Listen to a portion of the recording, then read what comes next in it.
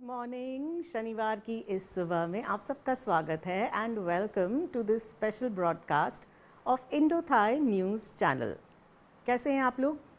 Welcome to एक कहानी जहां पर हम हर शनिवार याद करते हैं किसी एक पुरानी हिंदी फिल्म को, किसी एक पुराने कलाकार को, किसी एक पुराने सिंगर को जिन्होंने हिंदी सिनेमा में बहुत ही बड़ा योगदान दिया। पिछले शनिवार हमने बात करी थी कौन सी फिल्म के बारे में? पड़ोसन के बारे में। आप लोगों में से कितने लोगों ने पड़ोसन देखी? फिर इस पूरे हफ्ते हम सब लॉकडाउन में हैं, इंडिया में सब लॉकडाउन में हैं, सब लोग घर पे हैं। आप लोगों ने पड़ोसन देखी और इन्जॉय किया महमूद और किशोर कुमार के और आर डी बर्मन के संगीत को कि नहीं? मुझे लिख करके बताइएगा। तो इस शनिवार हम कौन सी फिल्म के बारे में बात करने वाले हैं?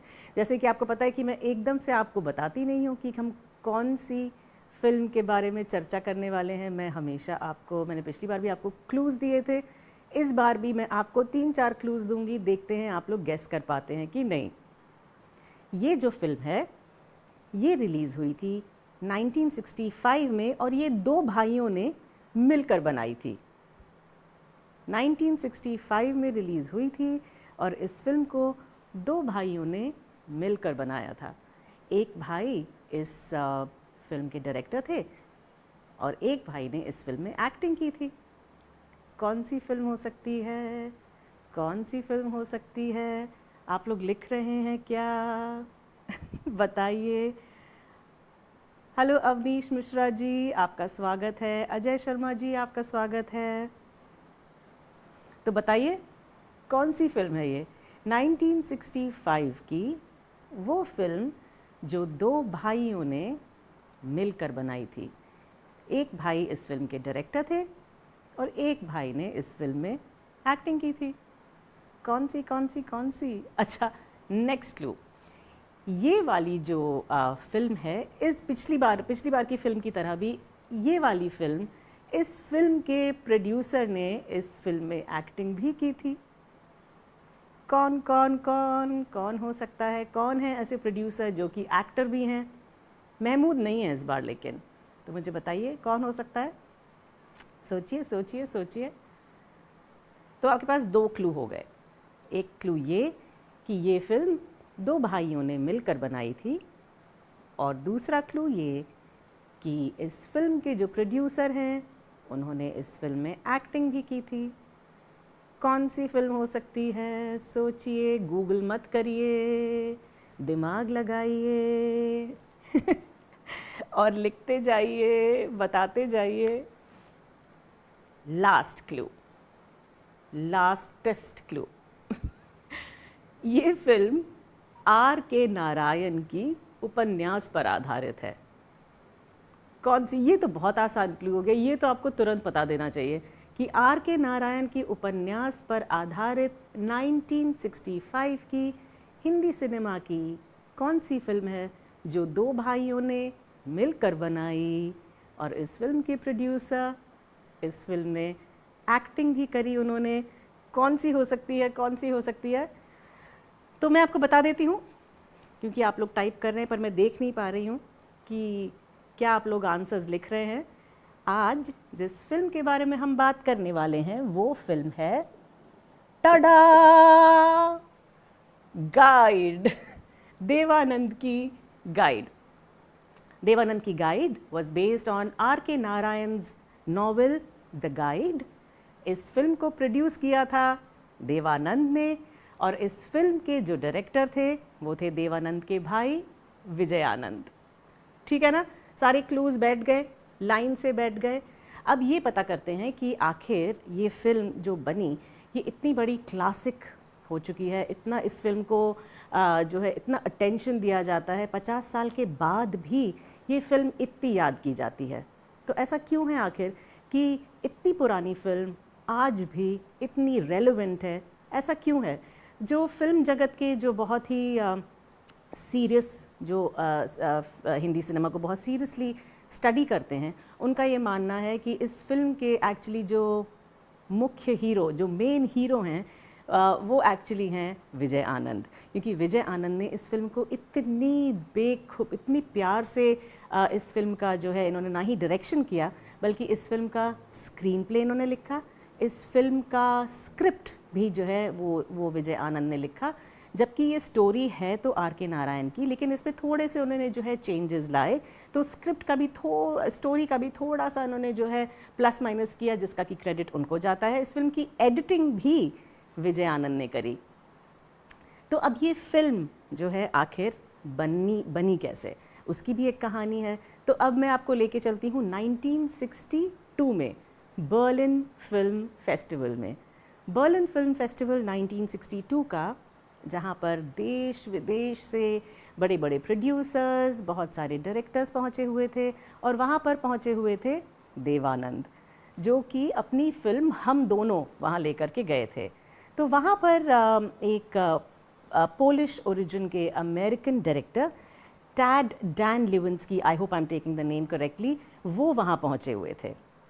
तो mister Tad and Pearl Buck, ये दोनों देवानंद के साथ एक इंग्लिश में फिल्म बनाना चाहते थे। वो चाहते थे कि अमेरिकन ऑडियंस को हम जो है देवानंद को इंट्रोड्यूस करें, तो देवानंद के साथ एक फिल्म बनाना चाहते थे which is based on an Indian story. तो काफ़ी टाइम तक तो देवानंद भी सोचते रहे कि ये किया जाए कि या ना किया जाए, लेकिन फाइनली देवानंद ने कहा ठीक है, मैं वापस इंडिया जाता हूँ, let me look for a story. तो वो इंडिया पहुँचे और उन्होंने कहानी की खोज शुरू करी, और खोज करते करते पहुँचे आर के नारायण की द गाइड पर। उन्होंने तुरंत इस पुस्तक को खरीदा, उस पुस्तक को पढ़ा, और उसके बाद इन्होंने टैड को भी इस कहानी के बारे में बताया। जब टैड और Pearl were convinced that yes this is the story that we want to make, उन्होंने जो है इस फिल्म के राइट्स खरीदे और इस फिल्म पे काम करना शुरू कर दिया। देवानंद ने ये सोचा कि ये फिल्म खाली अंग्रेज़ी में ना बनाई जाए, इसको इंग्लिश और हिंदी दोनों में बनाया जाए। और उन्होंने ये भी सोचा कि इस फिल्म को मैं इकट्ठे, हिंदी और इंग्लिश, हम इस फिल्म को दोनों लैंग्वेजेस में शूट करेंगे at the same time. So can you imagine, that was such a humongous task. तो लेकिन देवानंद तो बिल्कुल ठान ली ये बात, और उन्होंने कहा कि ठीक है, done, that's it, we will make Guide in English and in Hindi, and we will shoot the two together. So the first दिलचस्प किस्सा is that guide is actually made both in English and in Hindi. Hindi film के लिए director के बारे में जब सोचना शुरू किया, तो वो गए अपने भाई चेतन आनंद के पास। चेतन आनंद इस सब्जेक्ट से थोड़े से जो है नर्वस थे, इस सब्जेक्ट को लेकर के। उसके बारे में मैं आगे बात करूँगी कि क्यों नर्वस थे।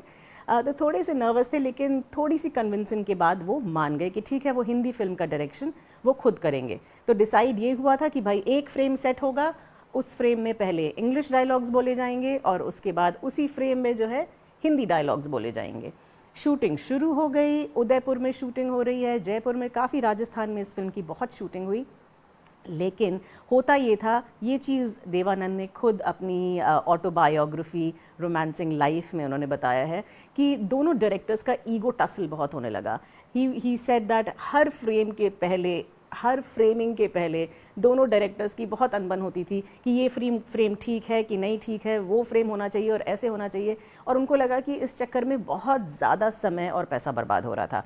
तो उन्होंने फिर जो है बहुत पोलाइटली चेतन आनंद से बात की और कहा कि ठीक है, एक काम करते हैं, अभी मैं सिर्फ अंग्रेज़ी में गाइड बनाता हूँ and let Tad and Pearl Buck take over, और हम हिंदी के बारे में बाद में सोचेंगे। चेतन जो है वो ये भी, चेतन आनंद ये भी चाहते थे कि जो एक्ट्रेस हों वो हों प्रिया राजवंश, लेकिन देवानंद वाज आल्सो कन्विंस्ड कि इस फिल्म में रोज़ी का किरदार तो सिर्फ वहीदा रहमान ही कर सकती थीं। पर बात आई कि भाई उनकी अंग्रेज़ी इतनी अच्छी नहीं है और हमें गाइड बनानी है अंग्रेज़ी में भी। तो पर्ल बक ने वहीदा रहमान के साथ बहुत दिनों तक, काफ़ी महीनों तक उनके साथ उनके प्रोनाउंसिएशन पे काम किया। And Waheeda Rehman, of course, you know, she did such a fabulous job in the English Guide as well, in spite of, you know, not being so comfortable with the language. लेकिन चेतन आनंद को हमको उनको अलविदा कहना पड़ा और चेतन आनंद चल पड़े और उन्होंने बनाई बहुत ही पॉपुलर हकीकत। इंग्लिश फिल्म का निर्माण होता रहा, लेकिन जब ये फिल्म जो है आज तक इतने सालों 65 में ये फिल्म बनी, अंग्रेज़ी फिल्म बनी, लेकिन उसका स्क्रीनिंग, आप ताज्जुब करिए कि उसका screening ultimately happened in 2007 after almost 42 years of guide getting made.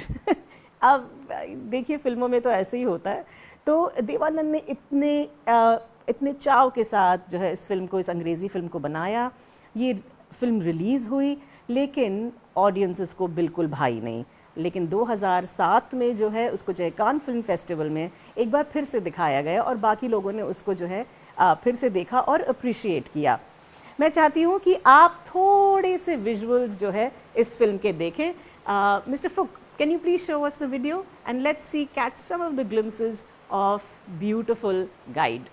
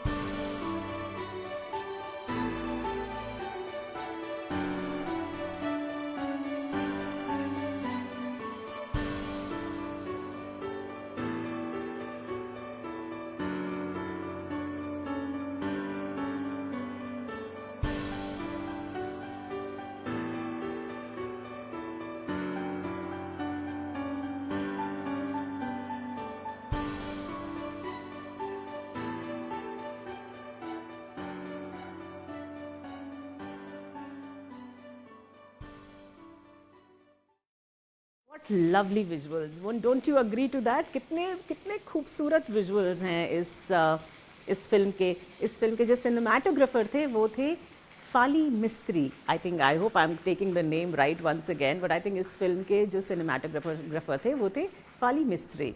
तो अंग्रेज़ी में ये फिल्म रिलीज़ हुई लेकिन बिल्कुल नहीं चली। देवानंद थोड़े से मायूस थे लेकिन उन्होंने फिर भी ये ठान रखा था कि इसको मैं हिंदी में तो ज़रूर बनाऊंगा।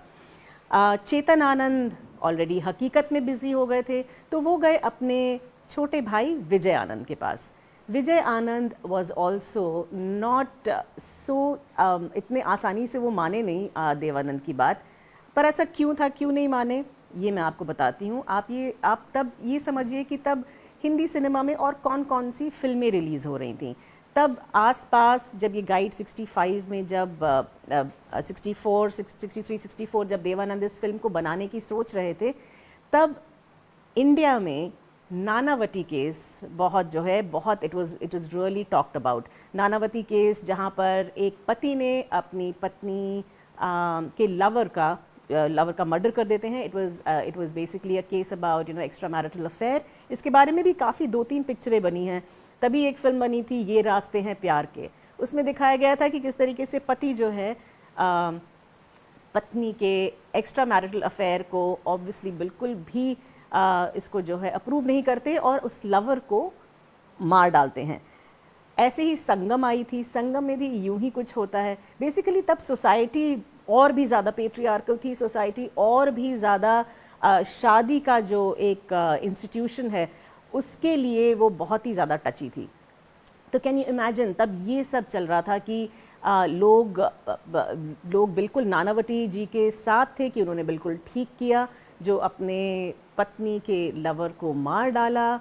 एंड ये रास्ते हैं प्यार के उस पर बनी, which was also appreciated. Sangam बनी, that was also appreciated because marriage as an institution is very very sacred in the Indian society.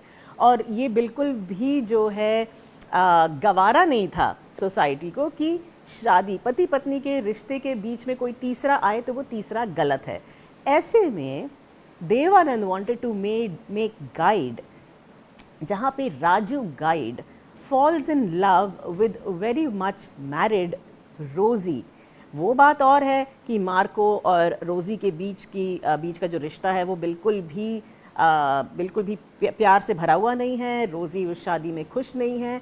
उसके बावजूद भी राजू गाइड जो है उनके साथ वो एक रिलेशनशिप में आते हैं और दोनों they go into a live in relationship.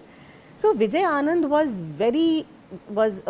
बहुत ही उनको लगा, बहुत डाउट था इस कहानी पर कि ये कहानी आखिर हिंदी की अपनी ऑडियंस इसको एक्सेप्ट कैसे करेगी।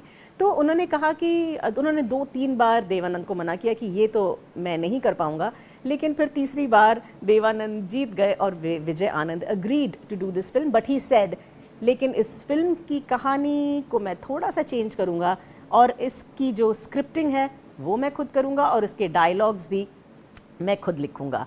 तब कहीं जाकर के विजय आनंद ने ये हिंदी फिल्म बनानी शुरू करी। फिल्म बननी शुरू हो गई और बहुत सारी इंडस्ट्री में जो है ये बातें बननी शुरू हो गई थी कि Devanand and Vijay Anand have completely lost it. वो एक ऐसी फिल्म में अपना पैसा डाल रहे हैं जो कि कभी नहीं चलेगी। एक एक्स्ट्रा मैरिटल अफेयर को कैसे जो है इंडियन ऑडियंस एक्सेप्ट कर सकती है। लेकिन Vijay Anand and Dev Anand were very sure that what they were making was something different, but then that madness of Devanand and Vijay Anand, they were convinced कि हम जो बना रहे हैं वो बहुत ही बेहतरीन सिनेमा बना रहे हैं। तो बातें बनने लगी, लोग ये कहने लगे कि देवानंद के तो सारे पैसे ये दिवालिया हो जाएंगे। ये सारी बातें देवानंद ने रोमांसिंग लाइफ अपनी ऑटोबायोग्राफी में ये चीज़ लिखी है कि लोग बहुत ही श्योर थे कि इसके बाद तो देवानंद का दिवालिया निकल जाएगा, इनको अपनी आखिरी शर्ट तक बेचनी पड़ेगी, ये इतने कर्जे में डूब जाएंगे इस फिल्म के वजह से। और तो और फिल्म बन गई और बातें जो बन रही थी, negative talks that were happening about Guide were building up. Film बनी, फिल्म की स्पेशल स्क्रीनिंग हुई for the who's and who of the Hindi film industry. सब आए और देवानंद ने अपनी पुस्तक में ये भी लिखा है कि हमने ये फिल्म दिखाई, लेकिन इस फिल्म को देखने के बाद किसी का कोई रिएक्शन नहीं था, ना अच्छा ना बुरा। कहते हैं ऐसा लग रहा था जैसे कि मैयत पे आए हैं लोग, इस तरीके का रिएक्शन था लोगों का। उन्होंने किताब में ये भी लिखा है कि विजय आनंद और गोल्डी आनंद, इनको गोल्डी आनंद भी कहा जाता है, देवानंद और विजय आनंद, कहते हैं हम फ़ोन के पास रात भर बैठे रहे कि शायद कोई फ़ोन करे कि भाई ये फिल्म को बहुत अच्छी लगी, लेकिन किसी का भी कोई फ़ोन नहीं आया।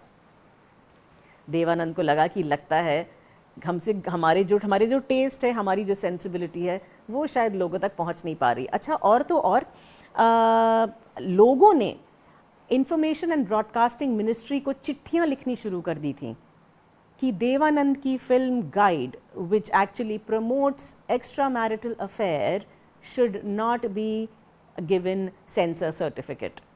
Can you imagine? तो लोगों ने जो है चिट्ठियां लिखनी शुरू कर दी और देवानंद को लगा शायद ये मेरी फिल्म रिलीज ही ना हो पाए। तो तब जो INB मिनिस्टर थी इंदिरा गांधी, देवानंद उनके पास गए, उनसे स्पेशल परमिशन ली और कहा कि आप चिट्ठियों पर आप विश्वास मत करिए, आप खुद ये फिल्म देखिए और बताइए कि ये रिलीज होनी चाहिए कि नहीं होनी चाहिए। बहुत नर्वस होकर के जो है इसकी स्क्रीनिंग होस्ट करी गई दिल्ली में, और ये भी कहा जाता है कि जब इसकी स्क्रीनिंग हुई दिल्ली में तो लोग इतने क्यूरियस थे इस फिल्म को लेकर के कि आखिर इतना बवाल इस फिल्म के बारे में क्यों हो रहा है कि सीट्स नहीं थी, खाली नहीं बची थी। लोगों ने कहा था कोई बात नहीं, सीट्स नहीं, हम खड़े होकर के ये फिल्म देखने को तैयार हैं। इंदिरा गांधी ने ये फिल्म देखी और उनको लगा कि बिल्कुल ये तो फिल्म ऐसा, इसमें कुछ भी नहीं है कि इसको रिलीज़ ना किया जाए। And that's how he got censor approval, and then this film got released, and of course we all know that this film created history. तो ये तो रही इस फिल्म की बनने की बात। अब हम इसके संगीत के बारे में बात करते हैं। संगीत के बारे में हम बात करेंगे, पर उसके पहले देखिए कि इस फिल्म में गाने कौन से थे। मिस्टर फुक, can you play the video please? देखिए कौन कौन से गाने और मुझे बताइए आप।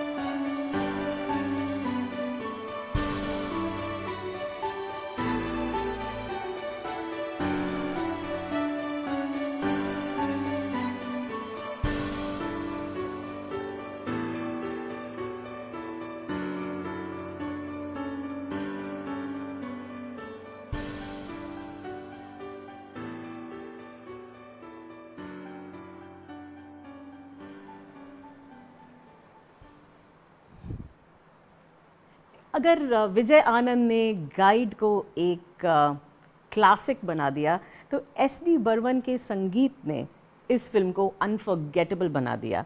इस फिल्म के सारे गाने, they are such beautiful gems of Hindi film industry. पर इसकी भी कहानी ये है कि एस.डी. बर्मन जो हैं इस फिल्म के जब संगीत देने के पहले थोड़ी उनकी तबीयत बहुत ख़राब थी, लेकिन Devanand weighted and he was very sure that the only person who can do justice to guide was him. So he waited, उन्होंने जो है पेशेंटली वेट किया कि एस.डी. बर्मन ठीक हो जाएं और वो ही इस फिल्म का संगीत जो है देंगे। लिरिक्स के लिए इसमें पहले जो है हसरत जयपुरी, शायद मैं देख लूँ, हाँ जी, हसरत जयपुरी को लिया गया था और उन्होंने फिल्म के गाने लिखने शुरू भी कर दिए थे। उन्होंने गाना लिखा था, दिन ढल जाए हाय रात न जाए, उन्होंने ये गाना लिखा। लेकिन आनंद ब्रदर्स को ये कुछ इसके जो है लिरिक्स और वर्ड्स कुछ पसंद नहीं आए, तो उन्होंने चेंज करने को कहा। हसरत जयपुरी साहब नाराज़ हो गए और फिल्म छोड़ करके ही चले गए। तो आनंद ब्रदर्स वेंट टू शैलेंद्र। जब शैलेंद्र साहब को ये पता चला कि मैं एक्चुअली इस फिल्म की सेकंड चॉइस था, तो उन्होंने बहुत ही बड़ी रकम मांगी as a fee to write songs for Guide. लेकिन दोनों brothers were also very sure कि अगर कोई जस्टिस कर सकता है तो वो है शैलेंद्र। लेकिन शैलेंद्र ने भी इस गीत को, दिन ढल जाए, जो मुखड़े की जो लाइन है जो कि लिखी थी हसरत जयपुरी ने, उसको रखा और आगे के सारे जो हैं शब्द वो उन्होंने अपने ऐड किए। अच्छा, मैं ना ये सारे गाने देख रही थी गाइड के, सारे most of the songs that are जो प्लेबैक दिया है देवानंद साहब के लिए, वो सारे के सारे मोहम्मद रफ़ी ने करे हैं एक्सेप्ट फॉर वन सॉन्ग। सिर्फ एक गाना गाइड का है जिसको कि देवानंद के लिए जो प्लेबैक दिया है वो दिया है किशोर कुमार ने। और मैं बहुत सोचती रही कि आखिर ऐसा क्यों हुआ है कि ये सारे गाने मोहम्मद रफ़ी ने गाए और सिर्फ ये एक गाना गाता रहे मेरा दिल, ये जो गाना है ये किशोर कुमार ने गाया। मैं अपनी रिसर्च कर रही थी और कुछ इंटरव्यूज़ देख रही थी, तो एक मैं इंटरव्यू देख रही थी शम्मी कपूर जी का। उस इंटरव्यू में शम्मी कपूर जी ने बताया कि एस.डी. बर्मन की काफ़ी फिल्मों जब वो उसका संगीत बना रहे थे तो उनकी तबीयत ख़राब हो गई थी, जैसे कि आराधना और गाइड। और इन दोनों फिल्मों के एक दो जो गीत हैं वो एक्चुअली आर.डी. बर्मन ने बनाए हैं। तो ये जो गीत है गाइड का, गाता रहे मेरा दिल, is actually made by R D. Burman. And I think R D. Burman had a soft corner for Kishore Kumar, they had, उनकी अपनी एक अच्छी दोस्ती थी। शायद इस वजह से ये वाला एक गीत जो देवानंद का है वो किशोर कुमार ने गाया। ऐसे ही आराधना का भी जो है एक गीत है, कोरा कागज़ था ये मन मेरा, वो भी जो है वो एक्चुअली कंपोज किया है आर.डी. बर्मन ने। इस गीत के सारे मतलब जो गाने हैं वो एक से एक, मतलब उनका आप चाहे अरेंजमेंट देख लीजिए, जब वो डांस करती हैं, जब रोज़ी के जो डांसेस के जो सॉन्ग्स हैं, जैसे कि मोसे छल किए जाए, पिया तो से नैना लागे रे, तो इसमें भी जो तबले के जो पीसेस हैं वो एक्चुअली तबला जो बजाया है, वो गेस करिए किसने बजाया है। वो तबला जो बजाया है इन गानों में, वो बजाया है संतूर के महारथी, संतूर के जो हैं बादशाह जो हैं शिव कुमार शर्मा जी ने। He started off his career as a tabla player and then he switched on to santoor. पर आर.डी. बर्मन के साथ ही वो जो है काफ़ी जो है काम किया करते थे। तो आर.डी. बर्मन ने उनसे रिक्वेस्ट करी कि आप इन गानों के लिए तबला बजाएं। तो देखिए ये कितना इंटरेस्टिंग ट्रिविया है कि एक्चुअली शिव कुमार शर्मा, जो पूरी दुनिया में संतूर के लिए जाने जाते हैं, उन्होंने इस गीत में तबला बजाया। ऐसे ही इस फिल्म के जो गाने हैं ना, हर गाना और उनके जो लिरिक्स हैं, वो लिरिक्स भी ऐसे नहीं थे कि बहुत ही जेनेरिक कुछ लव सॉन्ग लिख दिया या कुछ बहुत ही जेनेरिक सा सैड सॉन्ग लिख दिया।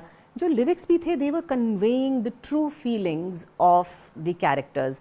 जैसे जब रोज़ी मार्को से अपनी शादी छोड़ करके आगे निकलती है तो वो गाती है, कांटों से खींच के ये आंचल, तोड़ के बंधन बांधी पायल।